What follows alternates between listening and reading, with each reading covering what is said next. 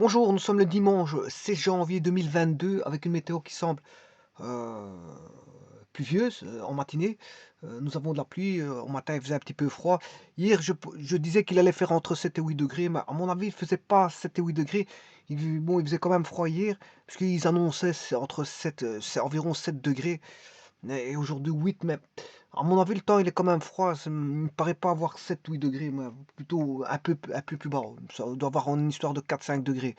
4-5 degrés, bon, bon, maintenant, peut-être en après-midi, nous aurons nos fameux 7 degrés, mais bon, encore faut-il voir que la pluie puisse passer et ce vent, enfin, cette froideur puisse se dissiper. Mais on n'en est pas encore là pour l'instant, mais en tout cas, bon, ce qu'ils disent, il y a 7 ou 8 degrés, mais je n'y crois pas trop, parce qu'il fait quand même un petit peu froid.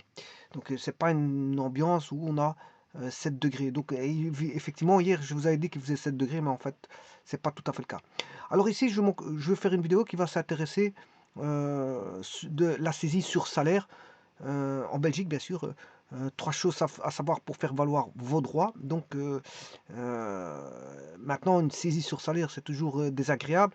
Sachez que euh, les saisies sur salaire se font lorsqu'on a, bien sûr, un contentieux juridique, c'est-à-dire un contentieux où on doit payer de l'argent et qu'on n'a pas, on ne sait pas, je veux dire, euh,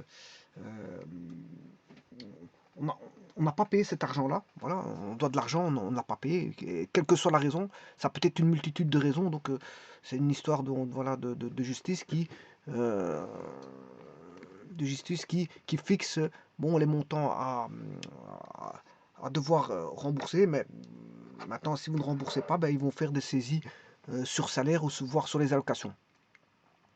Alors comment ça va se passer dans de tels cas?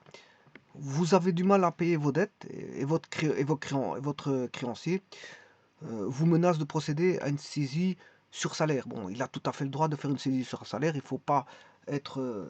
ouais, c'est toujours désagréable parce qu'on a moins de revenus. Mais ça, bon, on a moins de revenus, mais celui qui a quand même un compte bancaire, bon, il a peut-être des dettes, mais il a peut-être de l'argent en banque. Mais il y en a qui ont des dettes qui n'ont pas d'argent en banque. Il y a deux cas de figure. Bon, avoir des dettes ne signifie pas avoir zéro dans le compte bancaire, loin de là. Bon, beaucoup de gens ont des dettes, mais ils essaient de gérer à leur manière. Dette ne signifie pas zéro dans le compte bancaire. Ça, c'est vraiment, faut pas croire ça. Faut pas croire ça. Maintenant, il y a vraiment des gens qui sont en très très grande difficulté, et ça, c'est les plus grandes difficultés qu'on puisse avoir, c'est qu'on on a des dettes, mais en plus de ça, ben, dans notre compte bancaire, il est complètement vide. Et là, bon, ça veut dire que là, c'est vraiment le cas le plus difficile voilà, qu'une personne euh, peut vivre. Alors, maintenant, il y a toujours une manière de s'en sortir à ça. Bon, c'est tout d'abord voilà, toujours de travailler plus, peut-être travailler 2 fois plus. Peut-être si on a un emploi, mais c'est de travailler peut-être encore un petit peu le soir pour gagner encore un petit peu d'argent, pour voilà, et c'est de gérer correctement son argent. C'est de plus faire de un, ne plus faire de dettes, de deux, payer ses dettes, mais parfois on peut, je veux dire, voilà, avec son créancier, euh, en commun accord, faire un plan, un planning de dette. C'est-à-dire que plutôt, euh, il faut revoir les montants et je veux dire, les échéances. Voilà. Peut-être augmenter les échéances, mais être sûr que le créancier va avoir son argent au bout de 2 ans, 3 ans. Et voilà, et c'est un exercice très difficile qui va être sur le long terme. Mais ça, bien sûr, ça, on n'a pas demandé de faire des dettes, hein. Contracter des dettes, c'est toujours difficile. Euh, c'est difficile quand on ne sait pas les payer. Quand on ne sait pas les payer. Bon, ça peut arriver qu'on ne sache pas payer des dettes. Alors soit on a un compte bancaire bon, qui permet de payer ces dettes-là, ou soit on n'a pas le compte bancaire pour. Et là, c'est un petit peu embêtant. C'est le plus gros cas flagrant de difficulté qu'on peut avoir, c'est quand le compte bancaire, bon, il est vide. Parce que quand on a des dettes, on peut encore puiser, je veux dire, dans la banque, mais si on a un compte bancaire qui est vide, bon, on ne sait pas puiser sur quelque chose. Alors, maintenant, que signifie dette? Bon, on peut avoir des dettes une petite dette, comme on peut avoir une moyenne dette, mais comment on peut avoir une grande dette. Bon, je pense, au-delà de 20, 25, 30 000 euros, ça commence à devenir une- ça c'est une dette moyenne, hein, 20, 25 000 euros, c'est une dette moyenne. Bon, la plupart des gens ont des dettes de 200, voire 300 000, voire 400 000 euros, c'est le prix d'une habitation. Qu'est-ce qui fait le plus gros des dettes? C'est l'habitation. En dehors de ça, bien sûr, un litige juridique, par exemple, euh, on peut avoir de grosses dettes suite je veux dire, un concours de circonstances de la vie qui fait que, bon, là, voilà, on est amené à payer une très grosse dette. Bon. Mais généralement, les plus grosses dettes que l'on a, c'est généralement l'habitation. L'habitation constitue le noyau central, voilà, noyau central de la dette. Qu'est-ce qui fait la dette en général? C'est euh, l'habitation des gens, des citoyens. Les citoyens, ceux qui sont propriétaires, doivent acheter une maison. Et là, bon, ils concourent à un service bancaire pour contracter une dette. Et c'est la banque qui va payer, bien sûr, l'habitation sous couvert de créances. Donc, en fait, quelque part, l'habitation elle appartient toujours à la banque jusqu'au au paiement des dettes complètes de la banque. Et là, à ce moment-là, la maison vous appartiendra. Donc, à qui appartient la maison? Ben, à la banque. Tant que vous n'avez pas payé vos dettes complètement, ben, elles appartiennent à la banque. Bon. Ceci étant dit, je viens de vous dire que les plus grosses dettes contractées sont les habitations. Maintenant, on peut faire des petites dettes pour des petites choses, hein, pour de l'ameublement, mais c'est pas ça qui va faire en sorte que parce que les habitations, c'est très cher, hein. Bon, le prix d'un terrain plus le prix de l'habitation, 200, 300 000 euros, voire 400 000, voire 500 000, voire 600 000. Bon, d'une habitation à l'autre, tout le monde n'a pas la même habitation, mais généralement, quand il y a, voilà, ici on voyait la photo d'un couple, bon, quand ils achètent une maison, ben, ils sont à deux à payer la maison, donc deux payer la maison, chacun paye de son côté, et bon, ils peuvent sur le long cours, c'est-à-dire sur une trentaine d'années, à deux payer, bien sûr en allant travailler tous les jours, bien sûr, parce que s'il arrive que l'une ou l'autre des personnes perdent leur emploi, bon, ça devient une difficulté majeure, et là, bien sûr, c'est plus difficile à payer, je veux dire, son habitation. Mais en tout cas, payer son habitation, c'est un concours d'exercice voilà, qui se fait normalement à deux. À deux. Bon, c'est plus facile à deux. Alors, ceci étant dit, bien sûr, si des personnes ont des dettes, on peut avoir des dettes de type multiforme. Hein. Bon, l'habitation, c'est la première des dettes, mais ça, c'est un contrat qui se fait avec la banque. Mais d'autres dettes peuvent avoir lieu. Par exemple, vous contractez des dettes pour réparer votre véhicule, euh, pour l'ameublement, acheter de l'ameublement. Bref, vous contractez des dettes pour tout n'importe quoi, qu'à un moment donné, vous devenez surendetté. Le surendettement, c'est de faire des dettes sur dettes. Et je veux dire, encore une fois, je le répète, tout dépend si le compte bancaire est vide ou pas. Bon, voilà. Ceci étant dit, supposons que euh, vous avez un créancier qui vous réclame de l'argent au travers, bien sûr, euh, d'un, d'une action juridique, au travers du tribunal. Là, à ce moment-là, le tribunal vous fixe, voilà, enfin, le tribunal euh, demande de faire une saisie sur salaire. Donc, ce qui est possible. Alors, on a les types de saisie sur salaire, quels montants peuvent être saisis. Et à ce moment-là, vous pouvez aussi parler à un avocat et discuter avec lui. Et cet avocat vous donnera quelques cheminements, quelques voies à suivre pour essayer de résoudre la situation. Parce que le but, c'est de toujours payer ses dettes. Quelle que soit la personne qui a des dettes, la première des choses, c'est de payer ses dettes. On doit toujours payer ses dettes. Il y a toujours des arnaqueurs qui font en sorte qu'ils se font passer pour des pauvres, qui essaient de ne pas payer leurs dettes. Mais les dettes, tout le monde, face à une dette, doit payer sa dette. Tout le monde doit payer sa dette. Bon, c'est pas que bon, une personne essaie d'y échapper, mais ça ne va pas comme ça. Voilà, se fait passer pour un pauvre, et 20 ans après, elle a beaucoup d'argent, elle a complètement oublié, je veux dire, la personne à qui elle devait de l'argent. Bon, alors, je dis ça aussi, mais si vous ne payez pas les dettes d'État, ben, l'État peut vous rattraper le jour de votre mort. C'est-à-dire qu'elle va d'abord prendre l'héritage dans l'héritage, elle va prendre l'argent que la personne devait à l'État. Et bien sûr, l'État va se servir, c'est tout à fait normal, parce que si vous n'avez pas payé des dettes d'État, il faut qu'à un moment donné, ben, ces dettes lui reviennent quoi qu'il en soit. Donc là, c'est au travers d'un héritage ou voilà, d'un patrimoine qui devrait être cédé, mais il sera cédé à l'État parce que pendant son cours de la vie, il n'a jamais payé ses dettes vis-à-vis de l'État. Donc à un moment donné, c'est tout à fait normal que l'État revienne à lui pour, ou à elle, ça peut être un homme ou une dame, revienne à elle ou à lui pour récupérer son dû. Et ça, c'est tout à fait normal parce qu'une dette, ça se paye. Quelle que soit la personne, on ne peut pas, je veux dire, s'extraire d'une quelconque dette. Ça ne va pas comme ça. C'est pas qu'on. Voilà.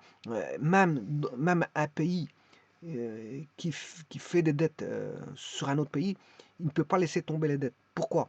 Parce que sinon, ça serait trop facile, hein. Si vous, chaque fois euh, vous laissez tomber, ben, il y a un mécanisme psychologique qui va se faire d'un état vis-à-vis d'un autre. Comme il n'a pas payé, il se rappellera qu'il n'a pas payé à un moment donné, comme il est malhonnête, mais il va refaire la même chose. Il ne repayera pas. Il se mettra toujours dans les dettes. Et c'est l'autre État qui va subir, je veux dire, les affres d'un autre État. Donc, un État, quand elle fait des créances sur un autre État, mais l'autre État est condamné à payer, quel que soit le temps. 20 ans, 100 ans, 200 ans, voilà. Il y a toujours moyen de payer sur 200 ans ou 300 ans des échéances très très importantes, ou alors c'est lui demander, je veux dire, de payer au travers comment on appelle ça, de ressources minières. Bon, si l'État, un certain État doit de l'argent à un autre État, mais elle doit donner ses ressources minières à un autre État pour lequel il lui devait de l'argent. Parce que on ne laisse pas tomber voilà, effacer des dettes, ça n'existe pas. Pour moi, ça ne devrait pas exister. Sinon, ça serait trop facile, hein. On m'efface des dettes, je vais recommencer des dettes chez un autre créancier, il va me les effacer, je recommence chez un autre. Ça ne va pas comme ça. Si maintenant on veut rester réglo, une dette, ça doit rester une dette, et une dette, il faut la payer coûte que coûte. Il faut faire en sorte de faire voilà, euh, un gros travail pour la payer. Voilà. Maintenant, on est toujours content quand il y a une dette qui s'élimine, je suis d'accord, mais normalement, une dette, ça se paye. Bon, voilà, ceci étant dit, c'est quoi une saisie sur salaire? Alors c'est toujours désagréable d'avoir une saisie sur salaire, mais ça, fallait payer ses dettes, hein. Si tout le monde commence à faire des dettes, il est pas interdit de faire des dettes. Justement, on peut faire des dettes, mais le tout, c'est de savoir gérer tout ça, gérer ses dettes. Alors, lorsque vous faites l'objet d'une saisie sur salaire, cela signifie que votre créancier mène une action en paiement de votre dette à partir de votre rémunération. Attention, parler de saisie sur salaire est un abus de langage. En effet, la saisie légale peut s'effectuer sur la rémunération du débiteur. Cette notion de rémunération est plus générale. Elle correspond aux sommes, par exemple, qu'un travailleur peut recevoir en échange de l'exécution de son contrat de travail. Ces sommes peuvent être ainsi débitées sur non seulement sur son salaire, mais aussi sur ses indemnités, des primes, des allocations de chômage, le 13e mois, etc. Bon, donc tout peut être visé, hein. Tout peut être visé. On peut débiter. Donc en fait, il y a un passage. Voilà, s'il devait y avoir un passage direct dans le traitement des rémunérations, avec les allocations et tout ce qui s'ensuit, supposons que vous avez euh, la personne qui paye les allocations. Bon, généralement, il y a plusieurs. Voilà, il y a s'il travaille dans le privé, bah, il va recevoir une rémunération du privé. Hein, je appelle ça la personne privée qui est le patron qui va payer, voilà, l'employeur ou le travailleur qui est hein, euh, l'employeur qui est, enfin, qui va payer l'employé ou l'ouvrier. Ça, c'est l'ouvrier ou l'employé. Voilà, c'est le travailleur. Alors ça, enfin, c'est le travailleur, hein. L'ouvrier ou l'employé, c'est le travailleur. Là, on a le faire au travailleur. Ça, c'est l'employeur. L'employeur. Et ça, c'est, bon, ça peut être un service public, par exemple les allocations, une partie, peut-être qu'il travaille à temps partiel et qu'il a des allocations de chômage. Et les allocations de chômage, c'est l'État qui paye. Et alors, bon, s'il a aussi des enfants, il aura des allocations familiales. Qu'est-ce qui paye? C'est toujours, encore une fois, l'organisme public. Donc, l'organisme public intervient. Il y a deux organismes de paiement. Et alors, bon, le problème, c'est que en cas de dette, ben, bien sûr, on peut soutirer les prélèvements qui sont en direct. Voilà. Le monnayable d'employeur vers le travailleur, ben, il peut être voilà, soutiré. Quand on dit soutirer, c'est débiter. On peut débiter en direct. Voilà, donc, si vous voulez, l'argent va prendre un autre cours qui est vers le créancier. Va prendre un autre chemin. Voilà, il va prendre un autre chemin qui est une partie peut aller vers le créancier, mais bien sûr une autre partie chez le travailleur. Hein. Voilà, donc il peut avoir un débit. Voilà, c'est pour ça qu'on va débiter voilà, l'employé, le travailleur ou l'ouvrier. On va lui débiter pour pouvoir récupérer, pour que le créancier puisse lui récupérer ses dettes. Alors, comme je vous ai dit ici, ces sommes peuvent être ainsi être débitées non seulement sur son salaire, mais aussi sur des indemnités. Hein. Par exemple, voilà, sur des primes, des allocations de chômage et sur le 13e mois. Les types de saisies, donc c'est tout ce qui peut, je veux dire, concourir à ramener de l'argent aux créanciers. Ben, on peut prélever tout, voilà, par rapport aux revenus, c'est ça que ça veut dire. Hein. Bon, les types de saisies sur salaire, on distingue plusieurs types de saisies sur salaire. Les saisies de rémunération, les cessions de rémunération. Dans les deux cas, votre créancier devra prendre contact avec votre employeur dans le cadre d'un recouvrement judiciaire. Donc en fait, voilà, au niveau de la justice, ils vont s'occuper pour aller directement, on va dire, rencontrer l'employeur et faire en sorte que l'employeur fasse en sorte de, de payer bon, le recouvrement en partie ou en totalité, en fonction voilà, de ce qui est demandé par la justice. La saisie de rémunération peut être une saisie arrêt conservatoire et ou une saisie arrêt exécution. Dans le cas d'une saisie arrêt conservatoire, il s'agit simplement de bloquer dans les mains de l'employeur une partie de la rémunération qui correspond au montant d'une dette. Cette partie bloquée n'est pas versée au créancier, elle est juste bloquée. Voilà. Là, elle est bloquée. Alors la saisie arrêt exécution est la suite logique de la saisie arrêt conservatoire, mais peut être intentée dans cette action préalable. Cette saisie arrêt est réalisée directement lorsque votre créancier a un titre exécutoire. Ainsi, votre créancier peut contraindre par cette action votre employeur de lui verser les sommes bloquées sur votre salaire correspondant au montant de la dette. Donc il y a deux types de saisies. Voilà, deux types de saisies. La saisie conservatoire, donc les saisies sur rémunération, une saisie conservatoire et une saisie arrêt exécution. Et là, on a la cession de la rémunération. Elle provient d'une convention entre votre créancier et votre employeur et vous. Ça signifie que vous acceptez soit céder en priorité à votre créancier la partie cessible de votre rémunération. Important, votre employeur est tenu de mettre en exécution les demandes relatives à la requête de votre créancier une fois que celui-ci aura apporté les preuves de votre dette impayée. Il y a transfert de propriété, votre créancier devient créancier de votre employeur. Voilà, donc c'était le cheminement que je vous ai expliqué tout à l'heure. Quels montants peuvent être saisis? En Belgique, les montants prélevés en saisie sur salaire sont réglementés. Vous trouverez dans le tableau suivant les montants qui pourront vous être prélevés en fonction de votre salaire. Alors,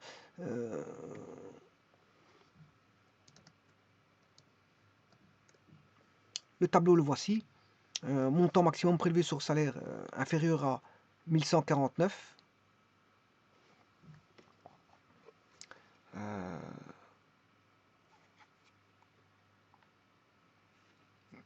Bon, montant de votre salaire net inférieur à 1149. Montant maximum prélevé sur le salaire en pourcent, montant de votre salaire net, 0%. Mais c'est pas parce qu'il ne payera pas qu'on lui demandera jamais son argent. Hein. Parce qu'une dette, ça reste une dette, je vous l'ai dit tout à l'heure. C'est-à-dire que, bon, peut-être, s'il reste toujours avec un salaire comme ça jusqu'à sa mort, ben, le jour de sa mort, on lui prendra tout. Et ce qu'il devra, bon, certains récupéreront leur dû. Hein. C'est bon, ben, on ne peut pas partir comme ça, mourir avec une dette derrière soi. Les dettes, bien sûr, le jour de sa mort, viendra, que les personnes viendront reprendre leur dû. Mais maintenant, il se peut que sa situation change. Il peut avoir un montant et retrouver un autre emploi plus tard et toucher un peu plus. Et s'il touche un peu plus, euh, à ce moment-là, s'il touche un peu plus, bon, il devra payer une partie de sa dette jusqu'à il va payer ses dettes. Voilà. Alors, on a inférieur à 1149, on a 0%, de 1449 à 1235, 20%, de 1235,01 à 1362, 30%, de 1362,01 à 1490, 40%, supérieur à 90, montant illimité. Alors ici, par exemple, ils vous prennent un salaire net de 1070. 1070, c'est inférieur à 1149. Dans ce cas, étant donné qu'aucun montant n'est saisissable en dessous de 1149, montant qui pourra être prélevé de votre salaire zéro en attendant. Parce qu'il a toujours une dette, hein, et la dette de la payer. Alors si votre salaire s'élève à 1780, bon, il doit payer toutes les tranches possibles. Donc, toutes les tranches possibles. Et ça, je vais faire un calcul après. Je ferai un calcul dans une vidéo suivante, mais c'est simplement pour vous dire que les tranches, ici, comment vont les tranches?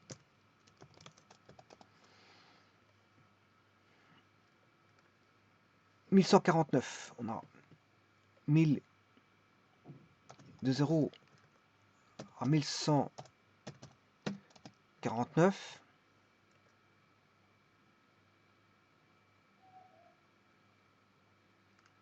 De 1235 à 1149.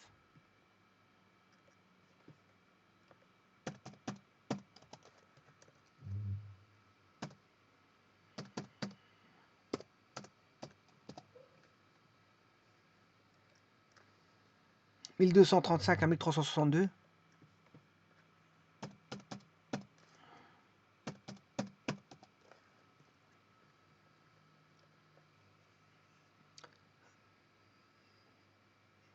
1362,01 1490.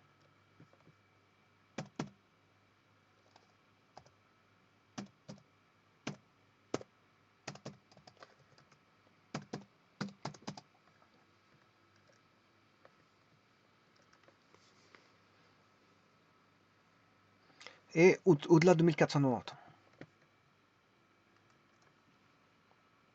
1490 à au-delà.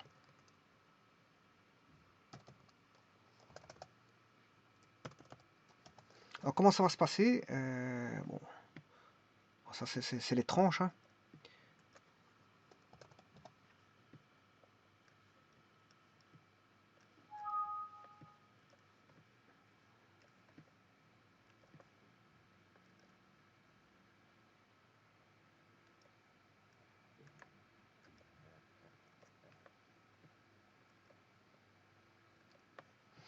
Alors, quel est l'écart?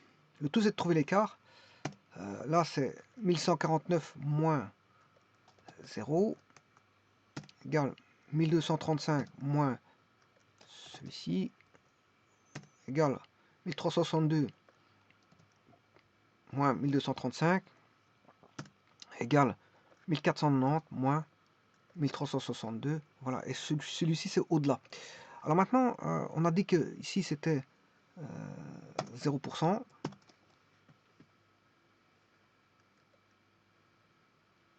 20, 30, 40. 20, 30, 40. Bon, il y en a un, c'est pour les allocations, hein. À droite, c'est les allocations. Montant prélevé sur les allocations. Mais ici, moi, je vais faire un montant prélevé sur le salaire, hein. C'est sur Donc, ce qui m'intéresse, c'est le salaire. 0, 20, 30, 40. 0, 20, 30, 40%. Alors, on va faire égal 1149 fois 0%, ben, ça fera 0, il paye 0, égale 85 90 fois 20%, égale 30% fois 127, égale 127 fois 40%. Bon. Donc, ici, vous voyez qu'il doit payer, donc, il ne paie rien du tout.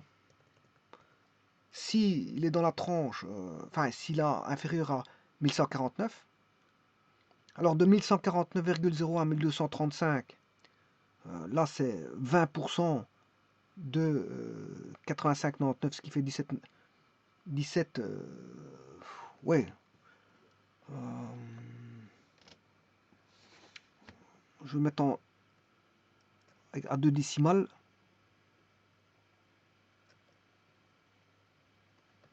Nombre.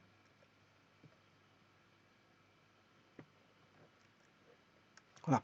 17, 20, 38, 10 pour la tranche 1235-1362. Et 51,20 pour la tranche 1490 à 1362,01. Alors, au-delà de 1490, ben, tout peut être saisi.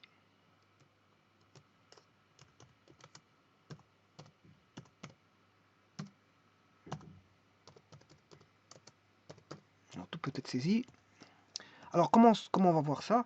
Alors, supposons que le salaire ici, il est de... Je ne sais pas combien il avait pris. Cas numéro 2, ben, il doit 1780. 1780, ben, il devra payer 0% jusqu'à 1149, c'est-à-dire 0. Puis il va payer la tranche 2, il va payer 86 euros. Il va payer la tranche 3, 127. Il va payer la tranche 4, de 128.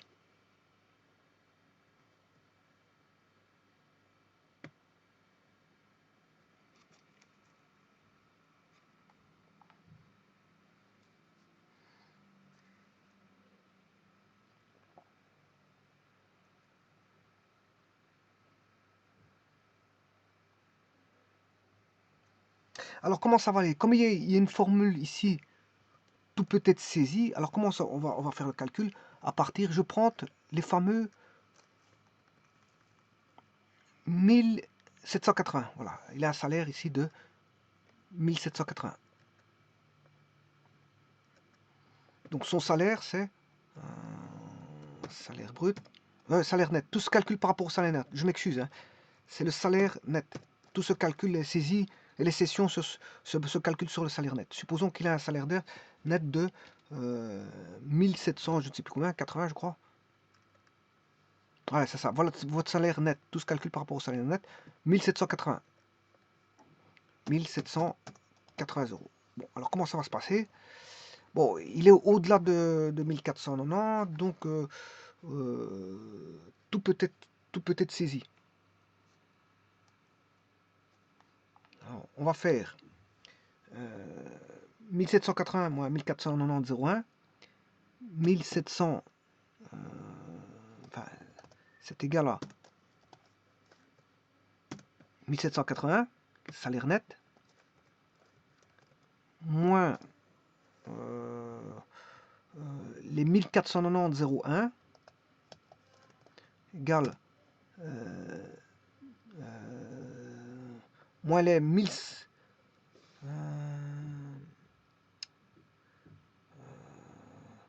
les 1490.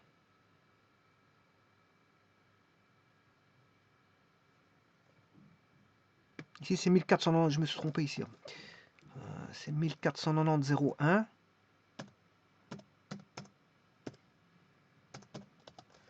Voilà. Alors, si je fais la différence, je vais trouver égal ce montant moins ce montant. Ouais, j'ai oublié le égal. Le montant ici moins le montant là, 289,99. Ça c'est pour la formule tout peut être saisi. Tout peut être saisi.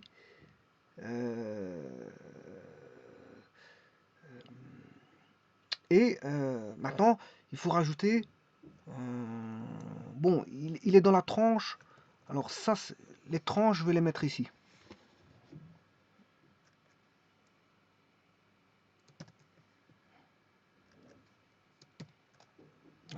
On a la tranche 1, 2, 3, 4, 5. Donc ça c'est la tranche 1, tranche 2, tranche 3, tranche 4 et tranche 5.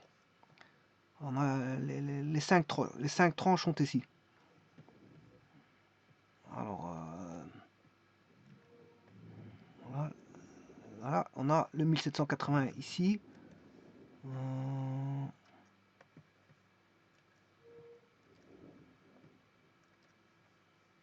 Voilà.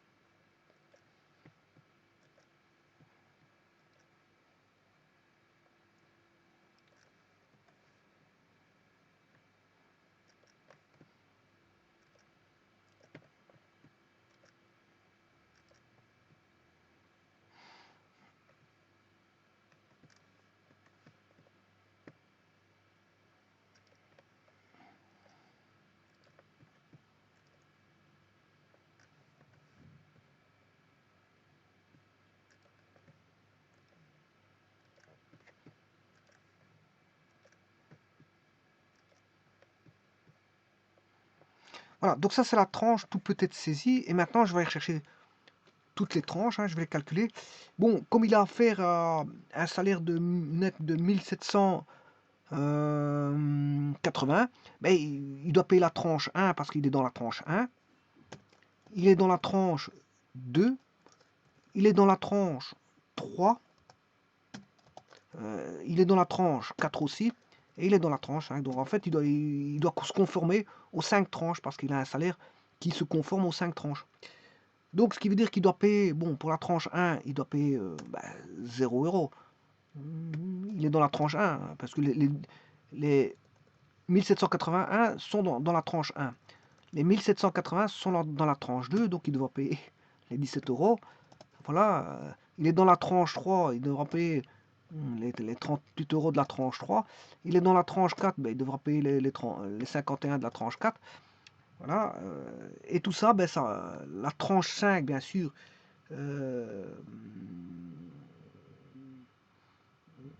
la tranche 5, il ne faut pas que je dise de bêtises.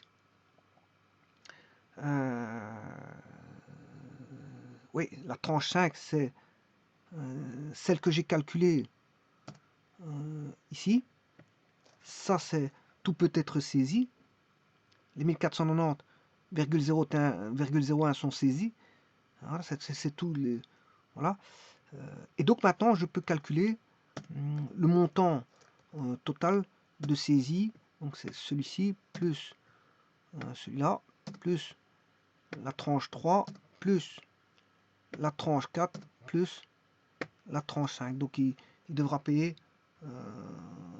396 euros.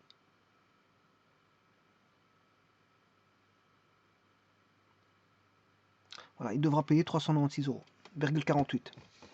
Voilà. Et c'est un petit peu comme ça qu'il faut calculer. Voilà, ça se calcule donc paiement recouvrement des dettes, recouvrement des dettes par saisie sur salaire. Alors ici je prends un cas de figure où il n'a pas d'enfant à charge. Hein. Il n'a pas d'enfant à charge. Donc je vais pas prendre ce cas-là. Je vais prendre une personne qui a des dettes, voilà, et qui n'a pas d'enfant à charge.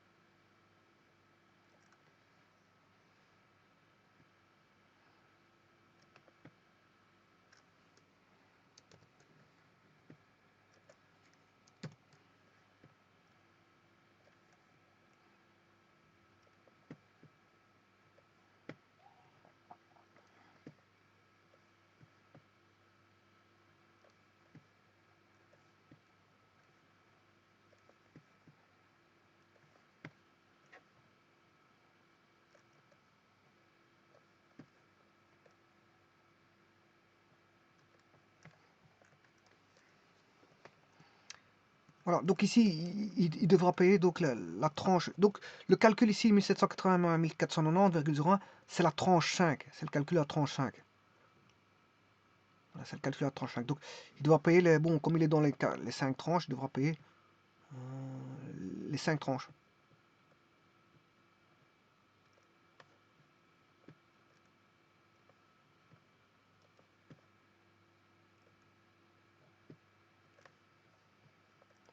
Donc il devra faire une saisie sur salaire de. Il a une saisie sur salaire de 396,48. Donc maintenant, qu'est-ce qui va lui rester en poche dans le salaire net? Bon, bien sûr, je compte qu'il n'a pas d'enfant. Hein. Ben, il suffit de faire la différence donc, du montant total de son salaire moins la saisie. Il a une saisie, bon, c'est encore payable. Hein. 400 euros, s'il a une saisie sur salaire de 400, bon, c'est pas la mer à boire. Hein. Bon, c'est vrai que c'est un petit peu irritant, mais ça, ce qui irrite, c'est d'avoir une dette, c'est surtout ça, bon, de ne pas payer sa dette. C'est ça qui est plus irritant. Bon, ça irrite tout le monde, ça irrite le créancier, mais comme ça irrite la personne qui doit payer les dettes. Mais ça lui irrite, mais bon, il ne fallait pas contracter des dettes, ou s'il fallait faire des dettes, il fallait les gérer correctement, ou voir, voilà, se dire de se les payer. Voilà, de se motiver à se les payer, parce que tout le monde peut faire des dettes, mais maintenant, pour le paiement, il faut être honnête. Hein. Si maintenant c'est les. Bon, si on a trop de dettes, on peut comprendre qu'on est submergé de dettes, mais là, c'est une mauvaise gestion. Mais maintenant, quand quelqu'un qui a des dettes, il faut être honnête de les payer. Hein. Les dettes, ça se paye. Hein. Voilà. Donc le montant des dettes, il restera plus que ça, 1383. Bon, tout dépend qu'est-ce qu'il a, parce qu'est-ce qui coûte plus cher dans dans la vie courante, ben vous comprenez, ce qui coûte plus cher, c'est l'habitation. Hein. Donc maintenant, s'il a une habitation qui paye 700 euros, voilà, le prix de l'habitation, le coût de l'habitation, ça c'est valable pour tout le monde. Hein, tout le monde paye ça. Bon, voilà, ça fait, il va lui rester 683,52 euros pour vivre durant le mois, c'est-à-dire pour payer le chauffage, l'électricité, l'assurance de la voiture s'il a une assurance mensuelle par exemple, l'assurance de la voiture, des frais divers, et bien sûr se manger, il faut s'alimenter. Voilà. Alors pour s'alimenter, bon, c'est vrai que l'alimentation nécessite au moins 250 euros. Hein. Donc 250 euros d'alimentation, ben, vous faites 683 moins 250 euros d'alimentation, il vous reste 433 euros. Et là, il faut faire très attention pour voilà, savoir rester un mois avec 433 euros. 433 euros. Alors s'il a de l'électricité à payer à 150 euros, c'est électricité et gaz, ben, on va déduire l'électricité et le gaz. Ben là, il reste plus que 283 euros, donc sa marge de manœuvre n'est pas très grande, mais c'est normal, parce qu'il a plus que 1383 euros. Sa marge de manœuvre n'est plus tellement conséquente. Hein. Bon, s'il met 100 euros d'essence, voilà, moins les 100 euros, il va rester 183. Et là, bon, il peut s'acheter, voilà, il y a encore d'autres frais qui peuvent intervenir hein, là-dessus. Voilà, donc 183 euros, il paiera. Bon, ils finiront par partir ces 183 euros parce que il y a tellement de choses à payer que voilà, si durant le cours du mois il a voilà, un impôt qui intervient, par exemple l'impôt concernant les déchets, voilà, ben, voilà, il va lui rester plus que 83 euros et 83 euros ils vont vite partir. Alors pourquoi tout ça? Parce que tout bonnement ici vous avez une habitation de 700 euros, c'est surtout ça, le gros il est là. Hein. Alors si vous faites le rapport, le ratio, ça divisé par ce qui vous reste, parce qu'il y a une saisie bien sûr. Voilà, je vais le mettre en pourcent.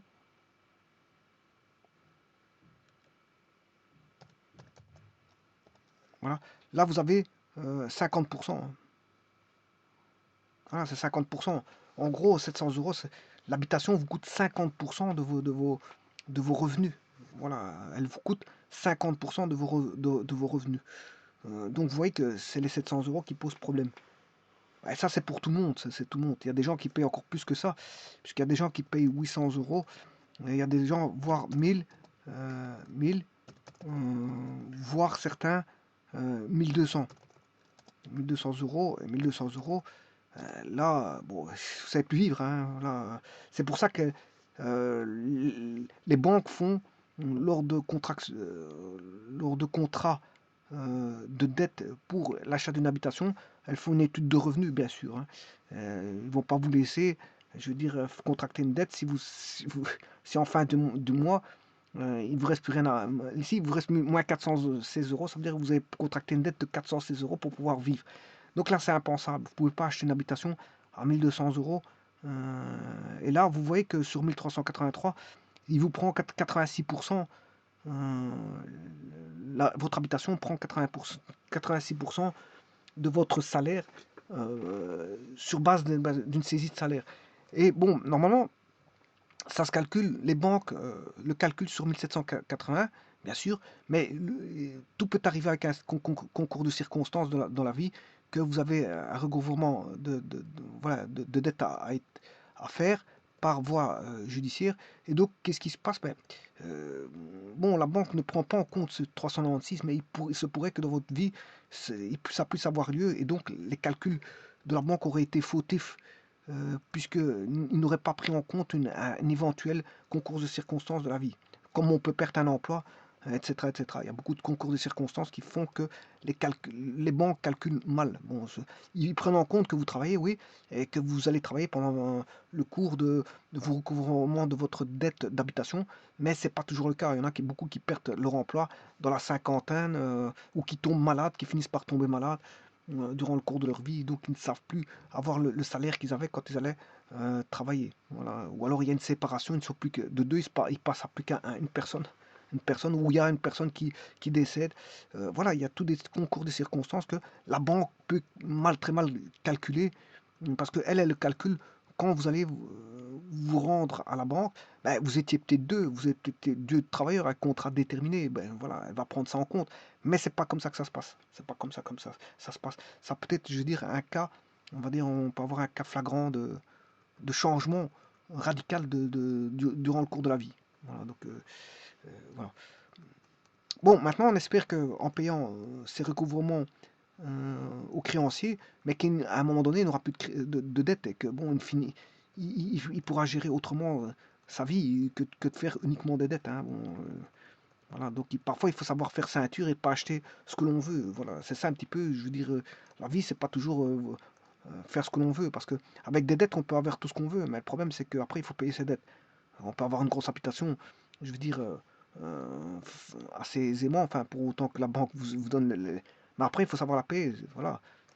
Pour autant que la banque vous le donne, mais elle fera un calcul, elle vous dira oui ou non, hein, mais si vous n'êtes pas dans les conditions, ce sera non directement. Et maintenant, il faut avancer à une certaine somme pour acheter une habitation, donc ça va pas. Voilà, donc c'est plus, je veux dire, le cas qu'on pouvait rencontrer avant. On pouvait faire, voilà, c'était moins rude au niveau, voilà, de contractualisation de dette. C'était moins rude que maintenant. Maintenant, c'est beaucoup plus rude. Voilà, les banques ont serré un petit peu la vis, et je dirais même beaucoup. On ne peut pas faire ce qu'on veut, voilà, vis-à-vis des banques pour avoir un crédit. Maintenant, il existe des organismes de crédit, mais maintenant, ça, c'est. Bon, les taux sont parfois beaucoup plus élevés. Il faut faire très attention d'un endettement, se retrouver avec un nouvel endettement et d'avoir du surendettement. Et c'est voilà, c'est un petit peu. Voilà,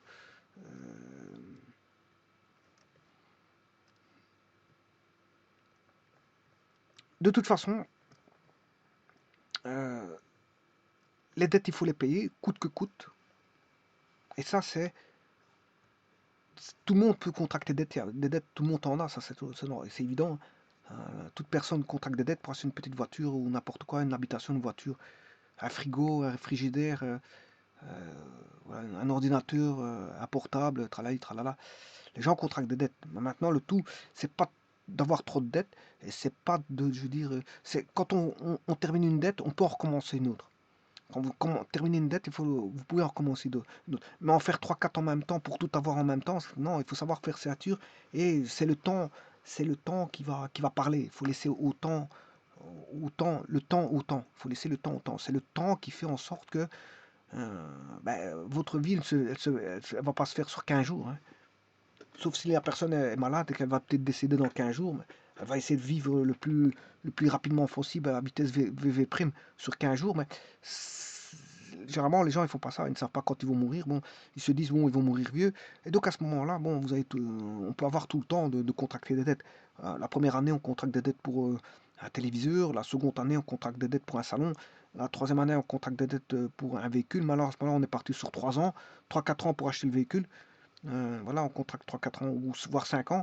Voilà, alors à ce moment-là, vous faites plus de dette, hein, sur le jour où vous achetez. De toute façon, un véhicule, on peut acheter des véhicules d'occasion dans un premier temps, et puis bon, le jour où voilà, dans 10 ans, vous achetez un véhicule, vous avez tout le temps d'acheter un véhicule neuf. Voilà, il n'est pas écrit que c'est obligatoire d'avoir un véhicule neuf chaque année, hein, tous les 4-5 ans. Quoique maintenant, il y a moyen de vendre un véhicule neuf qui est devenu d'occasion, récupérer cet argent-là et de racheter un nouveau véhicule. Mais bon, le tout, c'est pas vouloir tout en une fois. Vous devez construire. La vie, ça se construit. C'est pas que bon, on veut tout. On veut la voiture le jour même. On veut tout le jour même. Ça, c'est pas possible. Ça, c'est normal qu'on aura des dettes. Ça, c'est tout le monde, hein, ça. Parce que quelqu'un qui veut un château avec une voiture dedans, il n'a plus qu'à s'installer. Ben là, il faut qu'il paye. Voilà, mais ça, il va contracter d'énormes dettes et il devra payer toute sa vie ces dettes-là. Voire certains pays ils peuvent contracter des dettes sur plusieurs générations, il n'y a pas de problème. Donc ça veut dire, si vous n'arrivez pas à payer dans la première génération, la seconde génération, voire la troisième, paiera le fruit des dettes contractées. Je pense par exemple au Japon. Au Japon, bon, ça se passe un petit peu comme ça. Les dettes sont payables de génération en génération. Donc voilà, ça se paye par, on va dire... Alors ici, j'ai pris, bien sûr, qu'est-ce que j'ai pris? Euh, j'ai pris une personne qui n'a pas d'enfants en charge, hein, parce qu'il y a encore des cas de figure avec les enfants en charge. D'ailleurs, je peux vous montrer, ils vous disent ici, à noter qu'à partir du 1er janvier 2021, donc ça date pas de longtemps, hein, ça date de l'année passée, exactement, parce qu'on est janvier 2022, il y a un an d'ici, le montant saisissable devra être diminué de 71 par enfant, pour chaque enfant en charge. Et ça, je vais faire un cas de figure dans l'exercice suivant. Voilà. Dans certains cas, les limitations reprises ci-dessus ne s'appliquent pas. En effet, la totalité du montant du salaire peut être prélevée lorsque la dette due relève d'une pension alimentaire. Voilà, quand c'est une pension alimentaire, bon, tout peut être prélevé.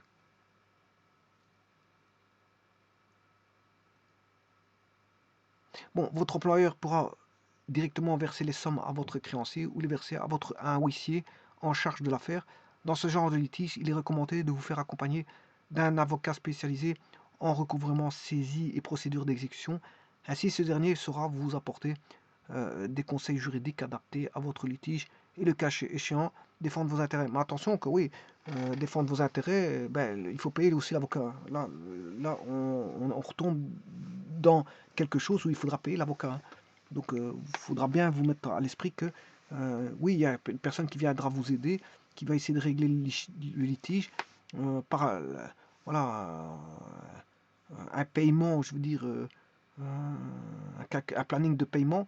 Mais malgré tout, il faut quand même payer aussi l'avocat. L'avocat aussi va s'adapter peut-être de votre gestion interne, votre popote interne, euh, mais il faudra quelque part. Bon, alors maintenant, il y a aussi des cas de figure un petit peu spécifiques, mais là, bon, ça n'a plus rien à voir. Certains contractent des dettes, voilà, pour des choses futiles, hein, pour des choses futiles. Il y a des choses intéressantes dans la vie à faire des dettes, mais il y a des personnes qui se font des dettes continuellement pour des choses futiles. Je ne dirais pas lesquelles, mais en tout cas, euh, ça c'est, je veux dire, hum, c'est par exemple le cas et ça arrive souvent, de personnes qui sont sous influence, sous influence. C'est-à-dire ceux qui sont, comment est-ce qu'on appelle ça, addicts à des substances illicites. Voilà, donc à ce moment-là, bon, ces gens-là, bon, ont besoin continuellement d'argent pour se fournir en substances illicites et donc à un moment donné, elles tombent vraiment plus bas que bas. Plus bas que bas, c'est voilà, parce que là, l'argent qu'ils sortent pour se fournir en substance est conséquent au quotidien, que c'est pas possible euh, de suivre, et ces personnes-là tombent dans la déchéance. Et donc là, à ce moment-là, ils vont contracter des dettes, si plus, voire voler, ou voire voilà, dealer, ou voilà. Et là, on tombe dans des schémas, un cas de figure de schéma où la personne est devenue, on va dire, déraisonnable, et peut avoir affaire à tout moment à la justice au quotidien. Parce que bon, si elle prend des substances illicites, c'est qu'elle est déjà dans une situation illégale. Et donc, elle ne s'en sort pas de cette situation légale, et elle n'arrête pas de payer, voilà, des choses qui sont futiles, hein, futiles, parce que bon, c'est pas avec des choses futiles comme ça qu'elle va pouvoir voilà, construire un avenir décent, hein. Maintenant, à moins qu'elle sorte du jour au lendemain de son addiction, mais ça c'est encore une autre affaire. Et alors certains tribunaux peuvent prendre en charge des personnes pareilles, des personnes de ce genre, qui ont contracté trop de dettes au quotidien, et qui font place à une justice qui va s'occuper euh, voilà, de leur gestion au quotidien. Parce qu'en fait, euh, leur gestion est devenue un petit peu folle. C'est une gestion un petit peu folle. Bon, elle a pris un cours du fait que la substance coûtait cher, mais qui sont en addiction, ben, qui doivent la payer au quotidien. Ben, je veux dire, c'est une gestion un petit peu déraisonnable, hein, voilà, puisqu'il faut payer tous les jours euh, cette substance qui coûte cher. Voilà, c'est une substance qui coûte cher. Et en plus de ça, l'addiction ne se fait pas une fois par jour. Elle se fait peut-être deux, trois, voire quatre fois par jour. Je ne sais pas combien de fois. Ils vont être en addiction, et donc ça peut causer d'innombrables problèmes vis-à-vis de eux-mêmes. Parce que les premiers à subir ces affres d'endettement, c'est eux-mêmes. C'est eux-mêmes. Donc, il y a endettement et endettement. Il y a endettement pour des choses, on va dire, futiles, et endettement pour une cause noble. Bon, acheter une maison, c'est quand même une cause noble, mais maintenant, il ne faut pas avoir trop grand non plus. C'est surtout ça. Acheter une voiture, c'est une cause noble, mais pas avoir trop grand non plus. Si, ça dépend de vos capacités euh, de pouvoir rembourser des dettes et de pouvoir vivre avec le restant de ce qui vous restera. Voilà, le tout, c'est de faire un calcul. Voilà, je vous remercie.